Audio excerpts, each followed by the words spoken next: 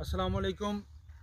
गंदम की काश्त को नवंबर के महीने में पूरा कर लेना चाहिए और इस वक्त भी आपको मैं ये एडवाइस करूंगा कि गंदम की काश्त के हवाले से 2 बोरी डीएपी का इस्तेमाल करें या इसके मुतबादिल कोई भी फास्फोरसी खाद है, नाइट्रोफास आप इस्तेमाल कर सकते हैं, आप जरखेज़ प्लस के इस्तेमाल कर सकते हैं या एसएसपी का इस्तेमाल कर सकते हैं। तो ये 2 बोरियां आपको नीचे डालनी चाहिए।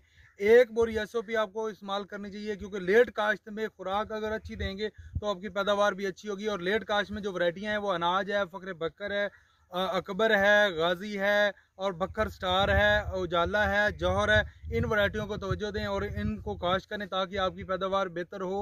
और बीज को जहर ज़रूर लगाएं, क्योंकि जो सर्दी पड़ रही है, ठंड पड़ रही है, दर्जा हरारत कम हो रहा है, इस वजह से जो थायोफिनेट मिथाइल है ख़ास करके वो 2.5 से 3 ग्राम बीज को लाजमी लगा के उसके बाद आप इसको ड्रिल करें। और खाद और बीज को ड्रिल में या छट्टे में मिक्स करके छट्टा ना दें, इनको अलग अलग दें। मिक्स करने से नुकसानात होते हैं, जर्मिनेशन कम होती है और उसके बाद जो गंदम है वो उसकी जड़ें ऊपर रह जाती हैं और गिरने का भी ख़तरा रहता है। तो इसलिए इस पे अमल करें। और नवंबर के महीने में बार बार ये मैं बात कर रहा हूँ कि नवंबर में के महीने में आप अपनी जो गंदम की काश्त है इसको मुकम्मल करें ताकि पैदावार बेहतर हो। बहुत शुक्रिया।